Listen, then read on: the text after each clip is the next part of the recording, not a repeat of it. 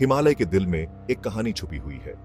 ये कहानी है येती की, जिसे एबॉमिनेबल स्नोमैन भी कहते हैं। सदियों से ये कहानी लोगों को अपनी तरफ खींचती रही है। कहते हैं कि येती एक विशाल बंदर जैसा प्राणी है जो बर्फीले पहाड़ों में घूमता है।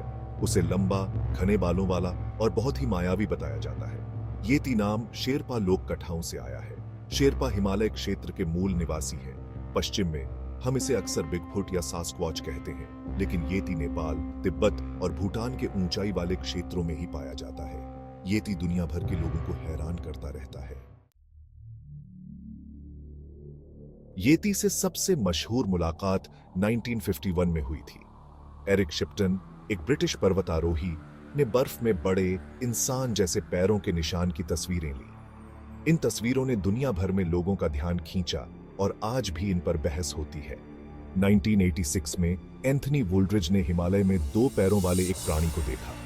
उन्होंने बर्फ के सामने एक अंधेरे आकृति को दिखाते हुए तस्वीरें ली। स्थानीय कहानियां येती के रहस्य को और बढ़ा देती हैं। शेरपा गाइड अक्सर बर्फ के जंगली आदमी से अपनी मुलाकात के किस्से सुनाते हैं।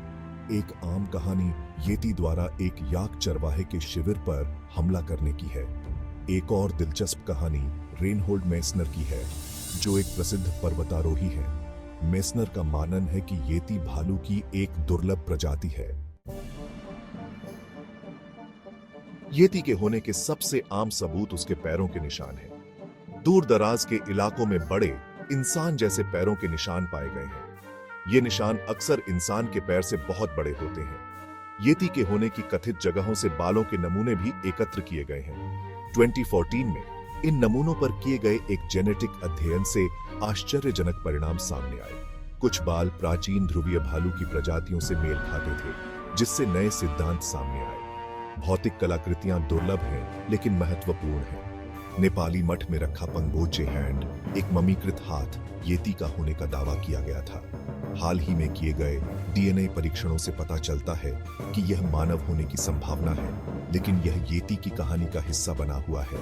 प्रत्यक्षदर्शी रिपोर्ट विवादास्पद होने पर भी सम्मोहक साक्ष्य प्रदान करते हैं। कई अनुभवी पर्वतारोहियों और स्थानीय लोगों ने इसे देखे जाने की सूचना दी है। ये प्रत्यक्ष कहानियां अक्सर लाल भूरे या सफेद फर वाले एक विशाल बंदर जैसे प्राणी का वर्णन करती हैं। वैज्ञानिक समुदाय काफी हद तक येती को लेकर संशय में है। कई शोधकर्ताओं का तर्क है कि ठोस सबूतों का अभाव है। वे बताते हैं कि येती की कोई हड्डी या शरीर कभी नहीं मिला है। येती को देखे जाने के पीछे वैकल्पिक स्पष्टीकरण दिए गए हैं। एक सिद्धांत में झांत जानवरों की गलत पहचान का सुझाव दिया गया है, जैसे कि हिमालयन ब्राउन बेयर। येती रिपोर्ट में मनोवैज्ञानिक कारक भी भूमिका निभाते हैं। सुझाव और अपेक्षा की शक्ति धारणा को प्रभावित कर सकती है। पर्यावरणीय कारक येती रहस्य को बढ़ावा देते हैं, जिससे शोध करना चुनौतीपूर्ण हो जाता है। येती अज्ञात रहस्यमय का प्रतिनिधित्व करता है। हमारी आधुनिक दुनिया में इस विचार में एक अपील है कि अनदेखे जीव मौजूद हैं। यह हमारे आश्चर्य और रोमांच की भावना को दर्शाता है। येती हमारे ग्रह के जंगली अदम्य हिस्सों का प्रतीक है। कई हिमालयी समुदायों के लिए येती उनकी विरासत का हिस्सा है। येती में विश्वास करना पैतृक ज्ञान का सम्मान करने और सांस्कृतिक पहचान बनाए रखने का एक तरीका है। पीछा करने का रोमांच कई लोगों को येती के रहस्य की ओर आकर्षित करता है। मीडिया चित्रण ने येती की लोकप्रियता को काफी बढ़ावा दिया है। येती दुनिया के सबसे स्थायी रहस्यों में से एक है।